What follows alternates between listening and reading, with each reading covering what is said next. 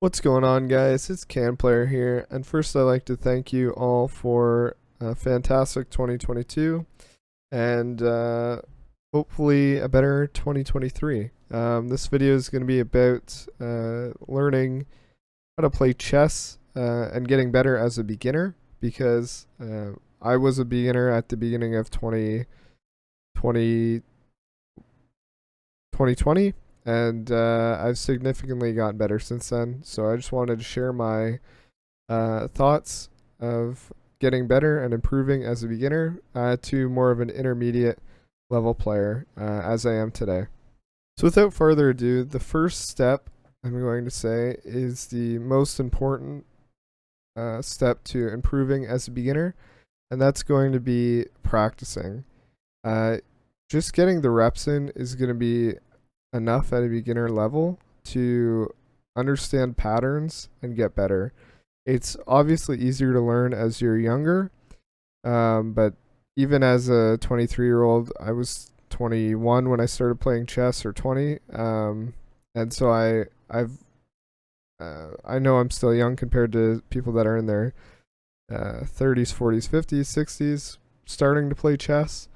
But I understand that as opposed to like a 4-year-old or or an 8-year-old, I'm not gonna be able to learn as well. So just playing chess every day, trying to understand what is going on.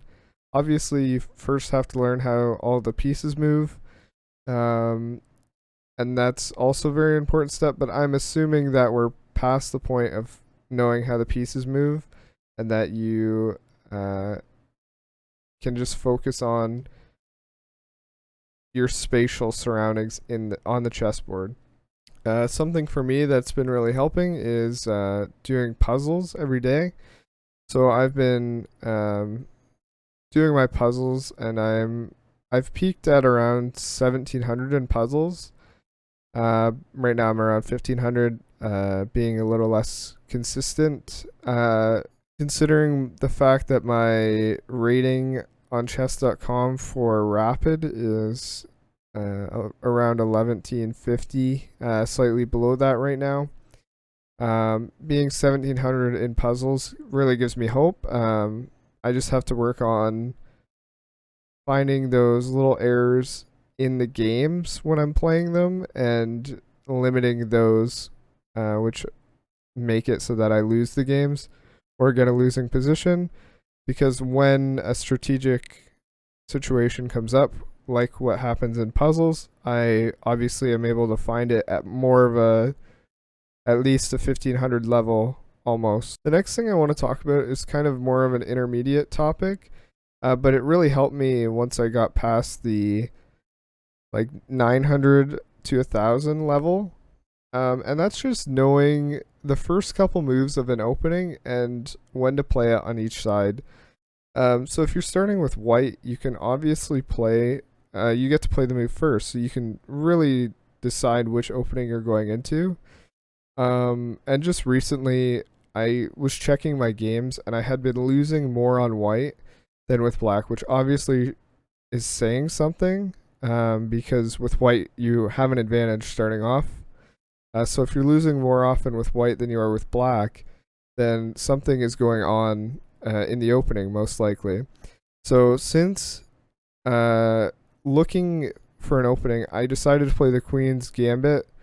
Um, I was playing the Vienna before, but I didn't really know the move opening.